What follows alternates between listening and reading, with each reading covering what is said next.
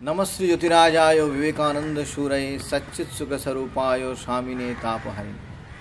ব্যারাকপুর রামকৃষ্ণ বিবেকানন্দ মিশনের পক্ষ থেকে আমরা 12 জানুয়ারি 2025 স্বামী বিবেকানন্দের 163তম জন্মদিনে একটি সুন্দর শোভাযাত্রা বার করছি, যেটা ভারতবর্ষে প্রথম। ভারতবর্ষে অনেক শোভাযাত্রা হয়তো হয়েছে, কিন্তু এই প্রথম ছাত্রছাত্রীরা স্বামী বিবেকানন্দের পোশাকে থাকে। কারণ স্বামী বিবেকানন্দ হলেন ভারত আত্মা। আমাদের ভেতরে আত্মাকে জাগাতে গেলে স্বামী বিবেকানন্দের ভাবে অনুপ্রাণিত হতে হবে।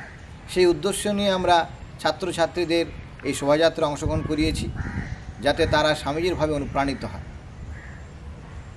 অনেকে হয়তো এর মধ্যে রাজনীতির গন্ধ পেতে পারেন, তাদের জন্য আমি বলবো যে গেরুয়া হচ্ছে জাতীয় পতাকার সবার উপরে থাকে।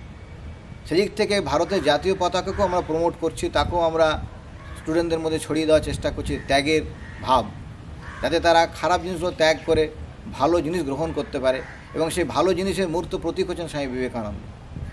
এছাড়া আমাদের রামকৃষ্ণ বিবেকানন্দ মিশনের 50তম বর্ষ পালন হবে, কারণ পূজনীয় স্বামী নিত্যানন্দ মহারাজ, যিনি এই মিশন 1976 সালে প্রতিষ্ঠা করেছিলেন, আজকে তার 50 বছর পূর্তি হতে চলেছে।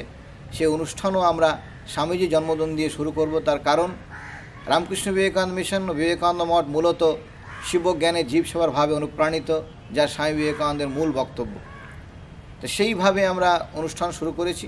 এছাড়াও আরও অনুষ্ঠান 13 তারিখ থেকে 18 তারিখ পর্যন্ত থাকবে, যেখানে বিভিন্ন শিল্পীরা তাদের কারুকার্য এবং তাদের বিভিন্ন শিল্প প্রদর্শন করবেন, কারণ স্বামী বিবেকানন্দ নিজেও সঙ্গীত ভালোবাসতেন।